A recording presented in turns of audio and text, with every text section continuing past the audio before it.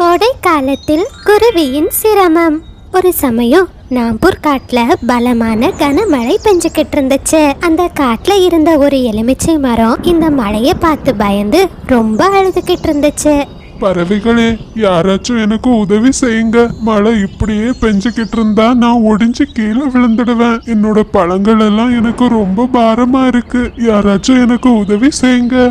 கலு, இந்த மழையில யார் இப்படி கத்திக்கிட்டு இருக்கா? மழைய கூட சரியா ரசிக்க முடியல. ராணி, நம்ம வீட்டு பக்கத்துல ஒரு எலுமிச்சை மரம் இருக்குல்ல, அதுதான் கத்திக்கிட்டு இருக்கு. அது எப்ப பார்த்தாலும் எல்லா பறவைகள் கிட்டையும் என் பழங்களை பறிங்க பறிங்கன்னு கேட்டுக்கிட்டே இருக்கும். இந்த எலுமிச்சை மரத்தால நிம்மதியா மழைய ரசிக்க முடியல. கலு, நீங்க அந்த மரத்துக்கிட்ட போய் சத்தம் போடாம இருக்க சொல்லுங்க. உடனே காலுக்காகமும் தான் வீட்டுல இருந்து அந்த எலுமிச்சை மரம் இருக்கிற இடத்த நோக்கி பறந்து போச்சு. காகமே, வந்துட்டியா? தயவு செஞ்சு என் மரத்துல இருக்கிற கொஞ்சம் பழங்களை பறிச்சு கீழே போடு. என் பழங்கள் ரொம்ப கனமா இருக்கு. மழை இப்படியே பெஞ்சுக்கிட்டு இருந்தா என்னோட கிளைகள் எல்லாம் ஒடிஞ்சு கீழே விழுந்துடும். உன்னால யாருக்கும் எந்த பிரயோஜனமும் இல்ல. இந்த புளிப்பான பழங்களை வச்சுக்கிட்டு நான் என்ன செய்யறது? இந்த மழையோட உன் கதை முடிஞ்சா எனக்கு ரொம்ப சந்தோஷம் அப்படின்னு எலுமிச்சை மரத்துக்கிட்ட கோபமா பேசிட்டு காலுக்காக அங்கிருந்து பறந்து போச்சு.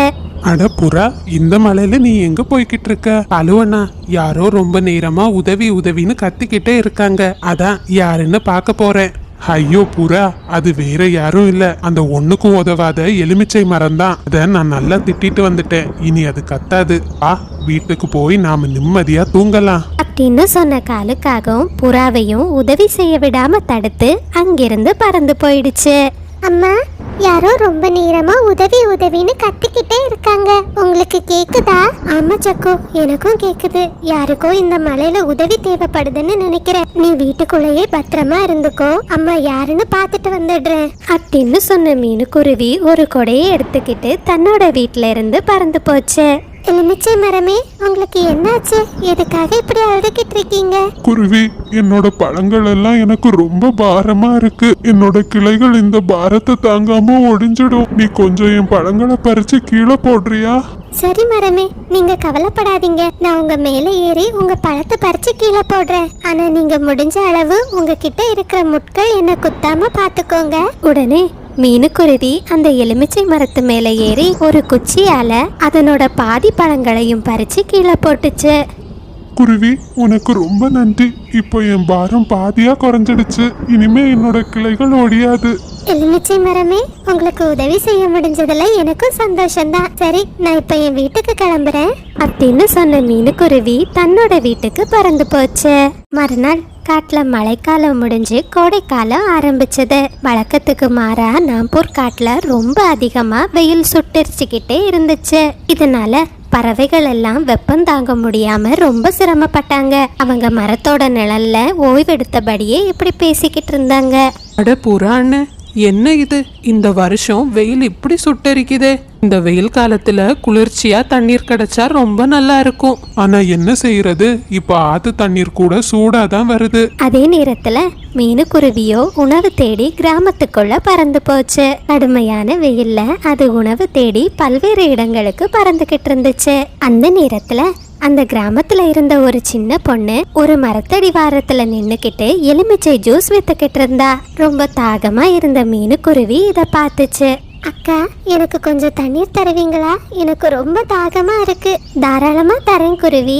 ஆனா தண்ணீர் குடிக்கிறதுனால மட்டும் இந்த கோடை காலத்துல உன் தாகம் தீராது. என்கிட்ட எலுமிச்சை ஜூஸ் இருக்கு, வா இந்த ஜூஸை குடிச்சு பாரு. உடனே மீனுக்குருவியும் அந்த சின்ன பொண்ணு கிட்ட இருந்து ஜூஸை வாங்கி குடிச்சது. அதை குடிச்சதுமே மீனுக்குருவிக்கு ரொம்ப குளிர்ச்சியா இருந்துச்சு.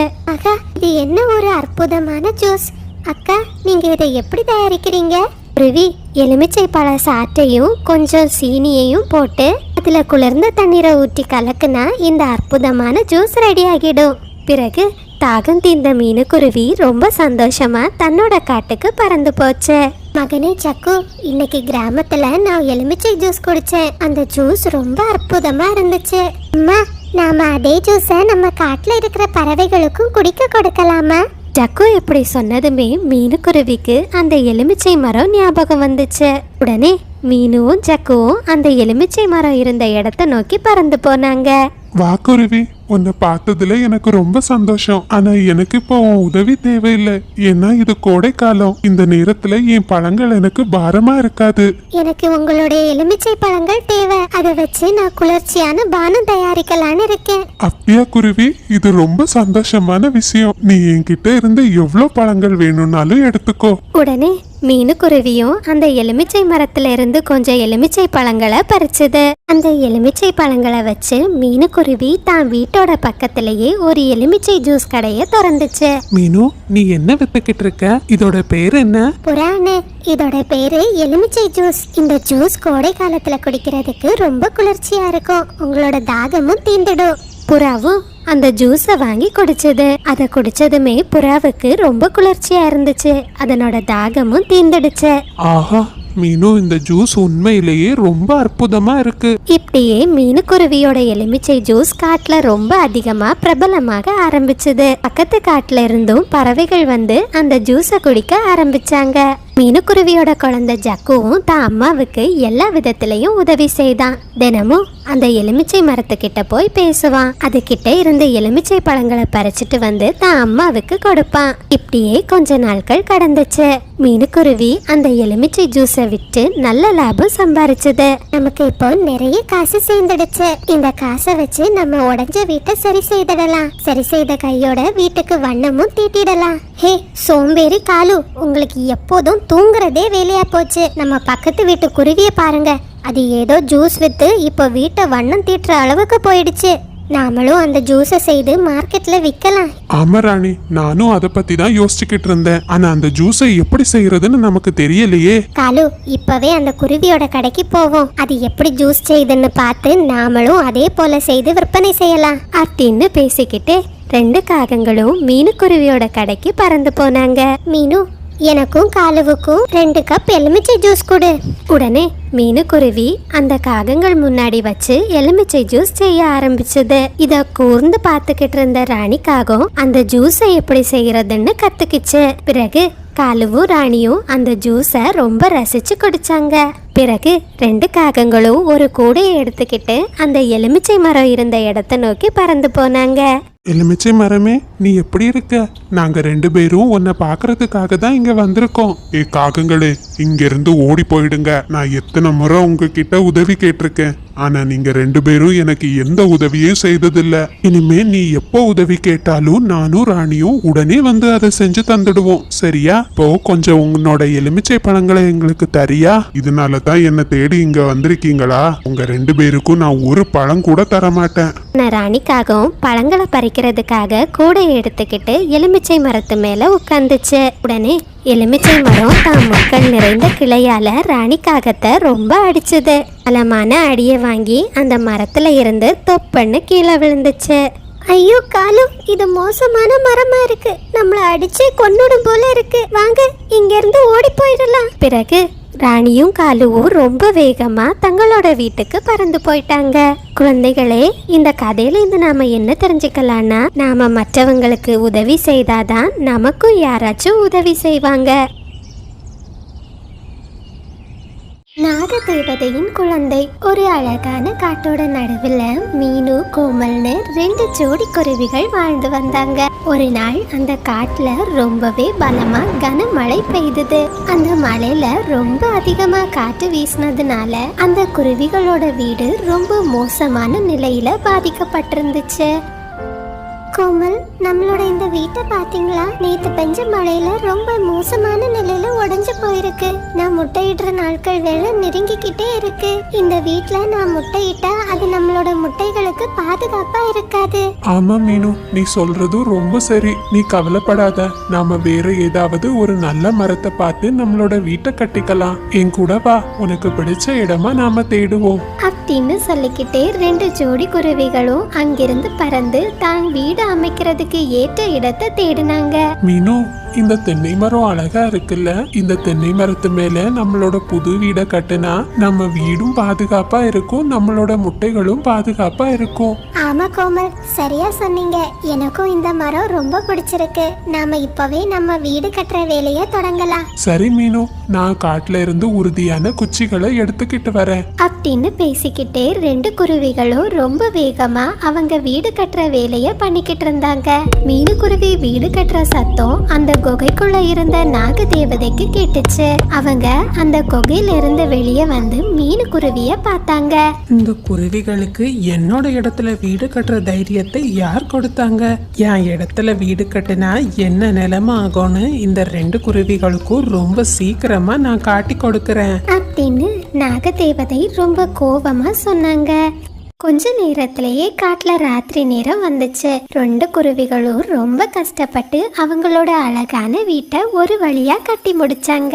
தங்களோட புது வீட்டுல படுத்துக்கிட்டே நிலவை பார்த்து ரொம்ப சந்தோஷமா மீனுக்குருவி இப்படி சொல்லுச்சு. கோமல், ஒரு வழியா நம்மளோட வீட்டை நாம கட்டி முடிச்சிட்டோம். இனிமே எனக்கு எந்த கவலையும் இல்ல. இந்த வீட்ல என்னோட முட்டைகள் ரொம்ப பாதுகாப்பா இருக்கும்னு நம்புறேன். ஆமா மீனு, நீ ரொம்ப சரியா சொன்ன. இனிமே எந்த மழைக்கும் புயலுக்கும் நாம கவலைப்பட வேண்டாம். நாம ரொம்ப உறுதியா நம்மளோட வீட கட்டி இருக்கோம். சரி, இப்போ தூங்கலாம். நாளைக்கு காலையில எழும்பி இறை தேட போகணும் அப்படின்னு பேசிக்கிட்டே ரெண்டு குருவிகளும் அவங்களோட வீட்டுல படுத்து தூங்குனாங்க. அப்படியே மறுநாள் காலையிலயும் வந்துச்சு. ரெண்டு குருவிகளும் இறை தேடுறதுக்காக தங்களோட வீட்டுல இருந்து பறந்து போனாங்க. அதே சமயத்துல நாகினிக்கோ தன்னோட தங்கைக்கு உடம்பு சரியில்லாத செய்தி தெரிய வந்துச்சு. என்னோட தங்கை ரொம்ப பாவம். பக்கத்து காட்டுல உடம்பு சரியில்லாம அவதிப்படுறா. கொஞ்ச நாளைக்கு அவளுக்கு கூட தங்கி இருந்து அவளை ரொம்ப பத்திரமா பாத்துக்கிட்டு வரலாம் அப்படின்னு சொல்லிக்கிட்டு நாகினி தன்னோட வீட்டுல இருந்து பக்கத்து காட்டை நோக்கி போச்சு. அதே சமயத்துல மீனுவும் கோமலும் நல்லா சாப்பிட்டுட்டு தங்களோட இயற்கை கழிவுகளை தங்களோட வீட்டு கீழேயே போட்டாங்க. இதனால அந்த இடம் முழுவதும் ரொம்ப அசுத்தமாக மாறிடுச்சு. 2 நாட்கள் கழிச்சு பக்கத்து காட்டுல இருந்து திரும்பி வந்த நாகினி தன்னோட இடத்தை பார்த்து ரொம்ப கோவப்பட்டுச்சு. சீச்சி சீச்சி சீ, இந்த இடம் முழுவதும் எவ்வளோ அசிங்கமா இந்த குருவிங்க மாத்தி வச்சிருக்கு. நான் கொஞ்ச நாட்கள் என் வீட்டுல இல்ல, அதுக்குள்ள என் இடத்தை இவ்வளோ மோசமா ஆக்கிடுச்சுங்க. இனிமே இந்த குருவிகளை இங்க இருக்கவே விடக்கூடாது அப்படின்னு நாகினி பேசிக்கிட்டு இருந்த சமயம் கோமல் மீனுக்குருவி கிட்ட இப்படி சொல்லுச்சு. இன்னைக்கு ரொம்ப நேரமாகிடுச்சு, வா நாம உணவு தேட போகலாம் அப்படின்னு பேசிக்கிட்டே ரெண்டு குருவிகளும் உணவு தேடுறதுக்காக அங்கிருந்து பறந்து போனாங்க. இத பார்த்து நாகினி இப்படி சொல்லுச்சு. இதுதான் சரியான நேரம். இந்த குருவிகள் வாரதுக்குள்ள இதனோட வீடை நான் 2 துண்டா உடைச்சிடுறேன் அப்படின்னு சொல்லிக்கிட்டு நாகினி ரொம்ப கோபமா அந்த மலை மேல ஏறி தன்னோட வாளால மீனுக்குருவியோட வீடை கீழே தள்ளி போட்டுச்சு. அதே சமயத்துல ரொம்ப பசியா இருந்த 2 குருவிகளும் ஒரு ஆப்பிள் மரத்து மேல உட்கார்ந்து ரொம்ப சந்தோஷமா ஆப்பிள் பழங்களை சாப்பிட்டாங்க. அந்த நேரம் அந்த இடத்துக்கு ரொம்ப பசியான ஒரு எலி நடந்து வந்துச்சு. பறவைகளே, நான் ரொம்ப தூரம் பயணம் செஞ்சு இந்த இடத்துக்கு வந்திருக்கேன். பயண நேரத்துல எனக்கு சாப்பிடுறதுக்கு எங்கேயும் உணவு கிடைக்கல. நீங்க தயவு செஞ்சு அந்த மரத்துல இருந்து ஒரு 2 பழங்களை பறிச்சு கீழே போடுறீங்களா? அப்படி போட்டீங்கன்னா என்னோட பசியை நான் தீர்த்துருவேன். எலியாரே, நீங்க கவலைப்படாதீங்க. நாங்க நிச்சயமா உங்களுக்கு பழங்களை தரோம். அப்படின்னு சொன்ன 2 குருவிகளும் ஆப்பிள் மரத்துல இருந்து ஆப்பிள் பழங்களை பறிச்சு போட்டாங்க. ரொம்ப பசியா இருந்த எலியாரோ ரொம்ப சந்தோஷமா அந்த ஆப்பிள் பழங்களை சாப்பிட்டுச்சு. உங்க 2 பேருக்கும் ரொம்ப நன்றி. நான் இனிமே இந்த ஆப்பிள் மரத்தோட பக்கத்துல தான் என்னோட வீட்டை அமைச்சுக்க போறேன். உங்க 2 பேருக்கும் எப்போ எந்த உதவி வேண்டும் என்றாலும் என்ன கூப்பிடுங்க. என்னால முடிஞ்ச உதவிகளை நான் நிச்சயமா உங்களுக்கு செய்றேன். ரொம்ப சந்தோஷம் எலியாரே.